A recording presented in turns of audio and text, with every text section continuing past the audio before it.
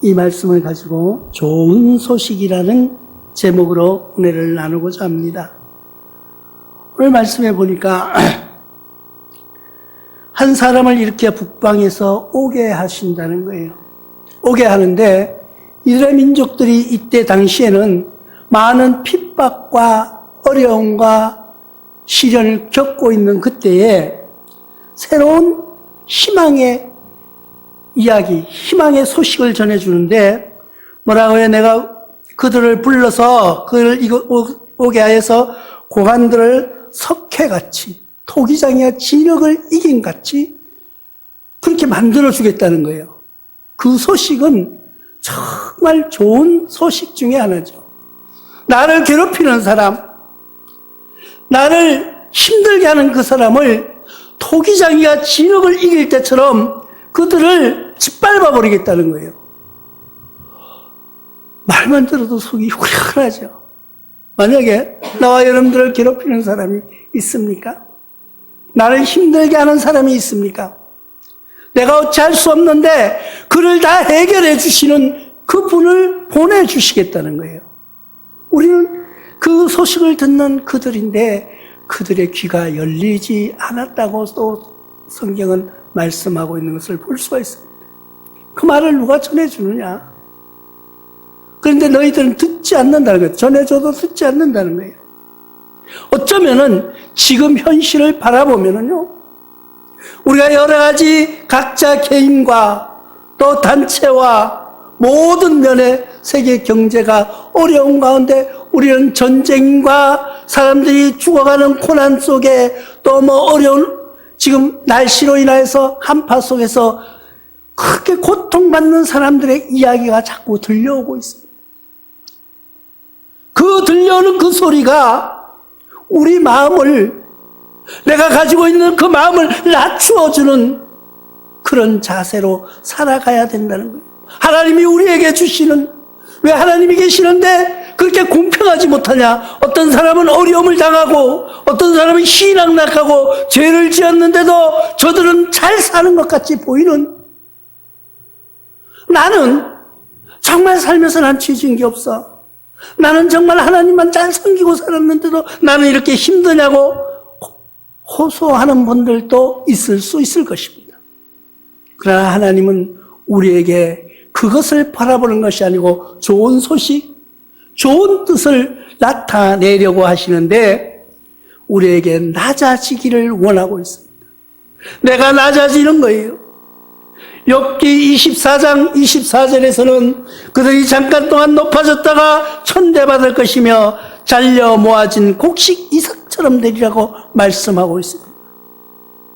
세상을 바라보면서 세상 사람을 부러워하지 말고 세상의 어떤 인간적인 생각에 욕망에 부러워하지 말고 내가 정말 하나님 앞에 잘 서 있는가? 곡식이 잘라져서 이삭이 잘라져서 그 다음에는 어떻게 될까요? 우리가 농사를 지어본 분들은 잘 아실 거예요. 그것을 다 간추려내는 거예요. 알곡과 쭉정이를 갈라내는 거예요. 이삭이 잘라지고 나면은 그 열매가 어떤 식으로 변할까요? 이제 분명하게 두 손으로 나누어집니다. 같이 살아있을 때는 몰라요. 거기에는 풀도 있고요. 거기에는 곡식도 자라고 있고요. 그러나 그들을 그대로 내버려뒀다는 거예요. 어떤 곡식이 옆에 있는 풀이 자라는 걸 보니까 너무나도 무성하게 자라는 거예요. 왜 나는 저런 풀이 되지 않았을까? 왜 나는 저런 꽃이 되지 않았을까? 하고 그들을 부러워했는데 막상 어느 추수할 때가 되어서 이삭이 잘라지는 순간 그 화사하게 피어났던 꽃, 내가 바라보니까 무성하게 자랐던 그 풀은 온데가 간데 없어지고 알곡과 쭉정이로 나누어지는데 알곡에 들어가는 여러분들이 되시기를 바랍니다. 쭉정이는 어디로 들어가나요? 쭉정이는 불로 태워질 수밖에 없어요. 우리는 어렸을 때 그런 것을 봅니다. 여름에 보리타작을 했어요. 보리타작을 하면요, 보리 그게 몸에 그 까칠까칠한 것이 엄청 오래 갑니다. 근데 그것을 어떻게 버리느냐? 그냥 버리면 또 밭에 날려가서 되지도 않아요. 여름에 마당에다 쌓아놓고 불을 붙여서 그걸 모기향처럼 밤새도록 태웁니다. 집집마다. 그래서 집집마다 볼이 타작한 후에는 마당에서 솟아오르는 연기를 집집마다 피어나는 것을 우리는 볼 수가 있습니다. 나와 여러분들은 그 모습을 바라보면서 지금 나와 여러분들은 어떤 모습이 생각납니까? 그 볼이 쌀이 되기를 원합니까? 아니면 그 티끌이 되어서 불에 태워지기를 원합니까? 하나님은 우리에게 그런 것을 보여주시면서 우리의 신앙의 낮은 자세가 되기를 원하는 거예요. 우리가 나를 낮추는 거예요. 시편 기자는 18편 27절 통하여서 주께서 공고한 백성을 구원하시고 교만한 눈을 낮추시리라고 말씀하고 있습니다. 세상의 사람들이요, 교만이라는 것이 정말 어떻게 보면은 아이고 저 사람은 저러니까 교만하지. 아니에요. 나도 교만할 수가 있어요. 나도 때로는 내보다 더 불쌍한 사람 아니면은 내보다 더 낮아 보이는 사람을 그냥 짓밟으려고 하는 그런 교만, 정말 교만을 떨 수 있는 그런 인간적으로 볼 때 어떻게 세상적으로 보면 훌륭한 사람이 교만을 떨면은 자기 저 사람은 교만할 만해 하지만은 진짜 교만할 수도 없는 듯하게 보이는 사람의 교만은 더 사람들을 피곤하게 하고요. 더 공부하게 하고요. 여러 사람을 해치는 모습을 봅니다. 하나님이 우리를 보실 때 그럴 거예요. 내가 교만해진다면은, 내가 나를 높이려고 한다면은 하나님이 보시기에 얼마나 하찮게 보시겠느냐는 거예요. 내 스스로 낮아질 수 있는 것.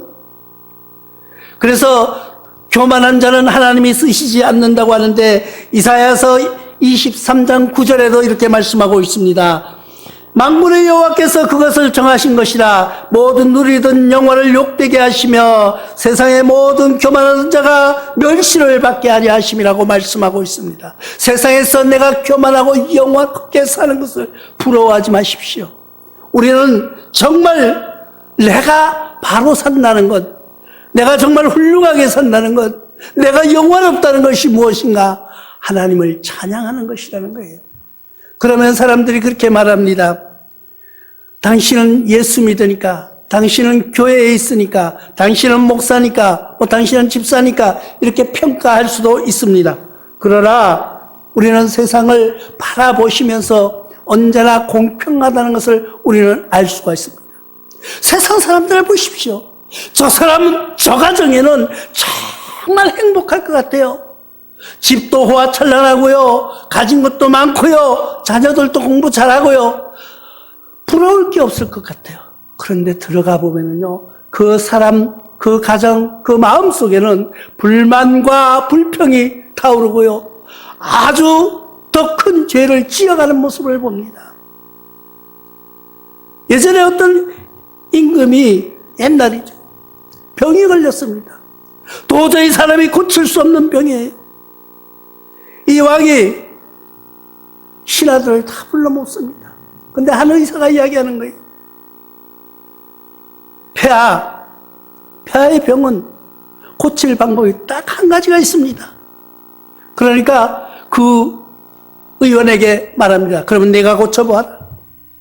근데 이게 약이 좀 힘들다는 거예요. 그래서 그 약을 찾아오라. 어디 가든지 전국 방방곡곡 다 동원해서라도 그 약을 찾아오라고 합니다. 그 약은 뭐냐 하니까 자기가 가장 행복하다고 하는 사람, 그런 사람의 속옷을 입으면 낫는다는 거예요.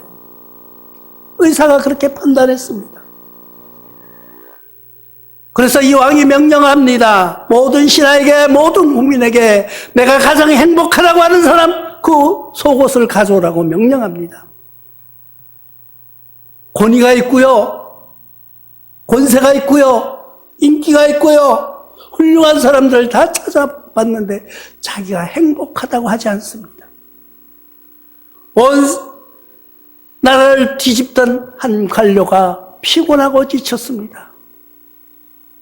지금 같으면 차를 타고 다니겠지만 걸어서 가는 길, 산길을 넘어가다니까 자기가 배가 고파서 이제 쓰러질 수밖에 없는 시간이 되었는데 이제는 내가 여기서 죽었구나 하는 순간 저 멀리서 불빛이 보입니다.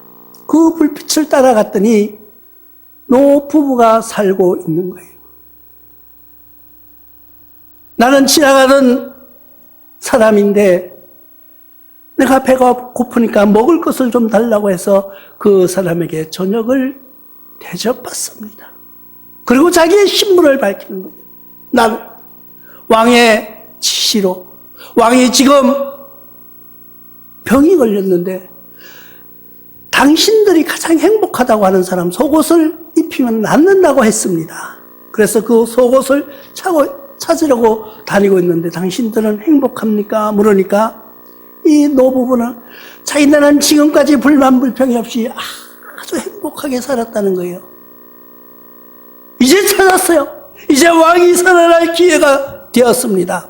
이 사람은 이제 이 사람의 속옷만 가져가면 자기는 아주 그 왕의 신임을 받는 그런 축복의 시간이 되었습니다. 그래서 정중하게 이 부부에게 말합니다. 어르신, 속옷을 한 벌씩 주시겠습니까? 근데 그 대답은요, 우리는 너무 가난해서 속옷이 뭔지 모르고 살았다는 거예요. 지금까지 입고 있는 이것이 다라는 거예요. 따로 속옷을 입지 않았다는 거예요. 그렇게 가난하지만은 자기는 행복하다고 하는 그 말씀을 우리는 기억해 보지 않으시렵니까? 이것은 물론 지나가는 이야기예요.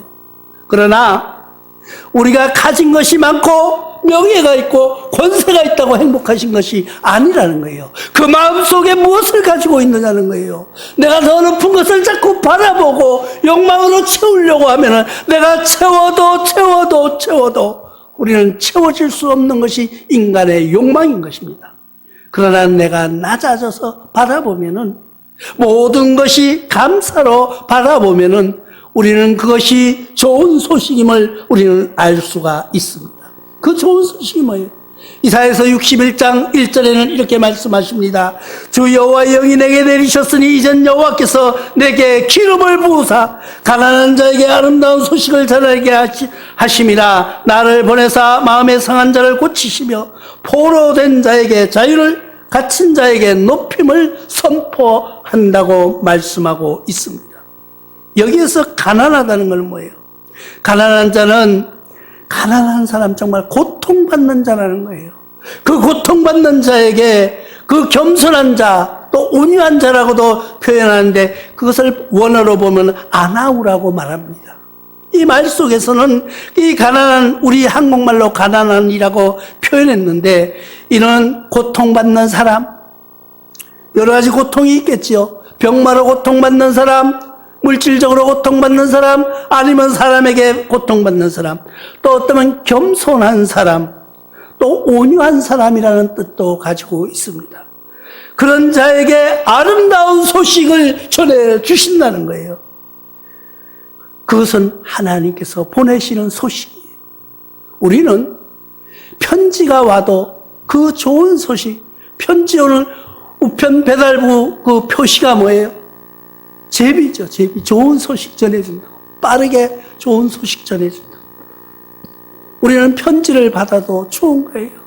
요즘은 물론 편지가 거의 없어졌지만은 편지 받는 좋은 소식을, 우리는 사람에게도 좋은 소식을 받기를 기다리는데 하나님이 주시는 소식, 하나님께서 주시는 소식, 그 소식은 무엇일까? 우리 기대해 보지 않으시렵니까?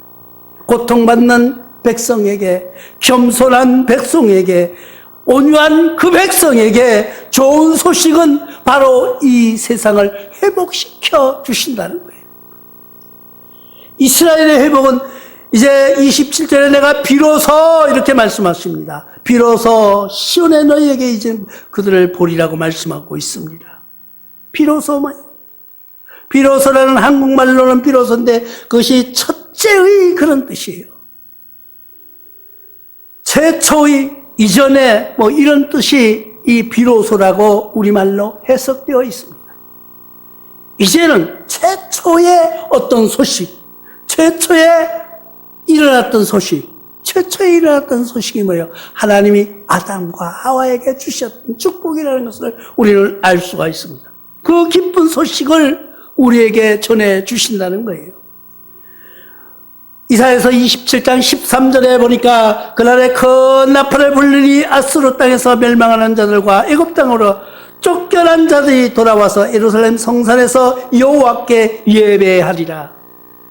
여호와 하나님께 돌아와서 예배한다는 것이에요. 이것이 좋은 소식이라는 것이에요. 우리는 이런 소식을 들을 때 우리는 12월이 되면은 성탄의 소식이 들려옵니다. 이것이 기쁜 소식이에요. 성탄이 뭐예요? 예수 그리스도께서 이 땅에 오셨다는 그 성탄. 그것이 우리에게는 기쁜 소식이요, 우리에게는 희망의 소식이요, 우리에게는 진짜 생명줄과 같은 소식인데, 이 소식을 뭐예요? 전하여도 듣는 자가 없다고 말하고 있습니다.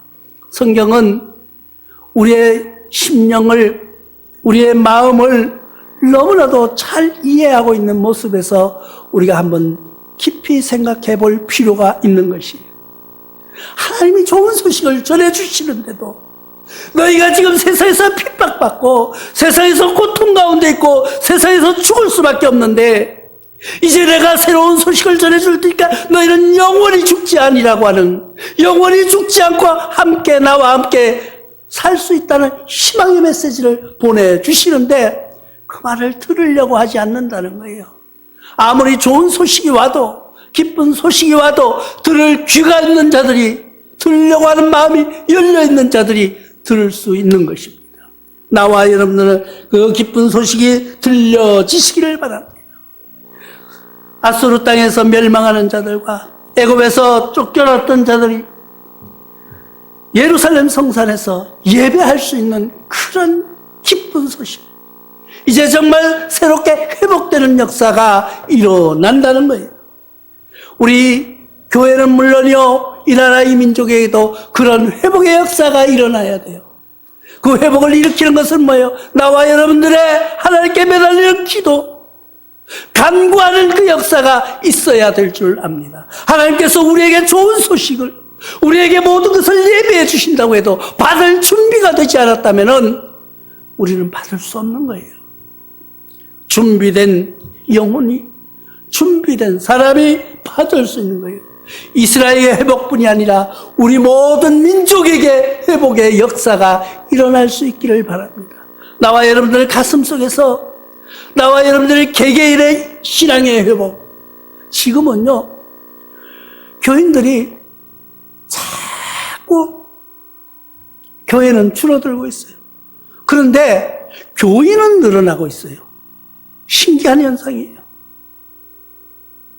요즘은 새로운 예배의 형식이 바뀌어지는 사람들이 많습니다. 집에 앉아서 유튜브를 통해서 보거나 아니면은 줌을 통해서 교회에서 선포되는 말씀을 자기 마음에 맞춰서 들어가는 성도들이 더 늘어나고 있다는 거예요. 코로나로 인하여서 이제 집에서 영상 예배 드리자 하면서 시작했던 것이, 그것이 교회가 줄어드는 역사, 교인들이 약화되는 역사, 교회가 자꾸 축소되는 역사로 변화되고 있다는 거예요. 처음에는 마음이 좀 찝찝했어요, 솔직히. 그런데 자꾸 하다가 보니까 이것도 괜찮네? 괜찮네로 바뀌어진 거예요. 우리는 기억하시기 바랍니다. 항상 하는 이야기입니다. 농담처럼 하는 이야기입니다. 개구리는 뜨거운 물에 절대 죽지 않습니다. 개구리는 반사 능력이 있어서 뜨거운 물에 들어가면 바로 튀어나갑니다. 그러나 찬물에 집어넣고 뚜껑을 닫고 불을 서서히 지피면 뜨뜻한 물이 바뀌어지면은 봄이 되는 줄 알고 헤엄치다가 죽는 거예요. 우리의 신앙도 마찬가지예요. 신앙은 하나님께 주시는 은혜는, 하나님께 주시는 복을 받기 위해서는 나도 노력이 필요하다는 거예요. 그 노력이 주님 앞에 모여서 주님 앞에 함께 찬송하고 주님의 말씀을 들을 수 있는 귀가 열려서 그 좋은 소식을 들을 수 있는 승리하는 여러분들 되시기를 주님의 이름으로 축원합니다.